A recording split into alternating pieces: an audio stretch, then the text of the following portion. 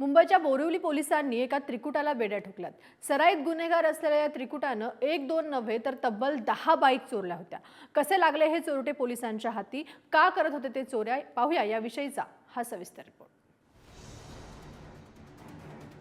Borivali police ठाण्याच्या बाहेर या पार्क केलेल्या बाईक एक दोन नव्हे तर तब्बल 10 बाईक, ज्यांची किंमत 5.5 लाखांच्या घरात आहे। बोरिवली पोलिसांनी त्या जप्त केल्या। मिलिंद सावंत, अरविंद गडकरी आणि यश कोठारी या सराईत गुन्हेगारांना बेड्या ठोकल्यानंतर या 10 बाईक चोरीच्या गुन्ह्यांसह सुमारे 36 गुन्ह्यांची नोंद त्यांच्या विरोधात आहे। अरविंद राजेंद्र गडकरी हे नाव निष्पन्न झाले। हे यांच्यावर घरफोडी आणि इतर गुन्हे आहेत, घरफोडी आणि चोरीसारखे गुन्हे आहेत। त्याच्यापैकी मिलिंद मनोहर सावंत याच्यावर 17 गुन्हे आहेत, यश दीपक कोठारीवर 14 गुन्हे आहेत, अरविंद राजेंद्र गडकरी याच्यावर 3 गुन्हे आहेत आणि हे अभिलेखावरील गुन्हेगार आहेत, सराईत गुन्हेगार आहेत। त्यांना मी अरेस्ट केलं। 17 फेब्रुवारीच्या रात्री बोरिवली पोलीस उपनिरीक्षक इंद्रजित पाटलांच्या पथकाची गस्त सुरू होती। रात्री 11च्या सुमारास या पथकाला 3 आरोपी चोरीच्या उद्देशाने फिरत असल्याचा संशय आला।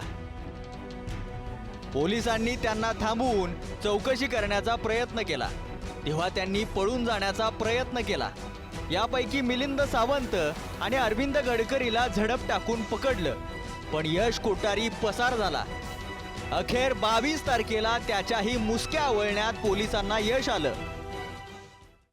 गुन्हे प्रगतीकरणचे पोलीस उपनिरीक्षक इंद्रजित पाटील व त्यांची टीम हवालदार शेख, बहिरम, जाधव, PC भोये आणि फर्दे हे आमच्या हद्दीमध्ये पेट्रोलिंग करत असताना त्यांना संशयित जे की त्यांच्याकडे घरफोडीचं साहित्य होते असे 2 आरोपी प्रथमतः मिळाले। त्यांचे नाव मिलिंद मनोहर सावंत, यश दीपक कोठारी। हे ताब्यात मिळाल्यानंतर त्यांच्याकडे चौकशी केली असता त्यांच्याकडे त्यांचा साथीदार अरविंद राजेंद्र गडकरी हे नाव निष्पन्न झाले। पोट भरण्यासाठी कामधंदा करण्याऐवजी गुन्हेगारी क्षेत्रात हे तिघेही वळल्याचं बोललं जातंय। त्यांच्या चौकशीत 10 गुन्ह्यांची उकल झाली।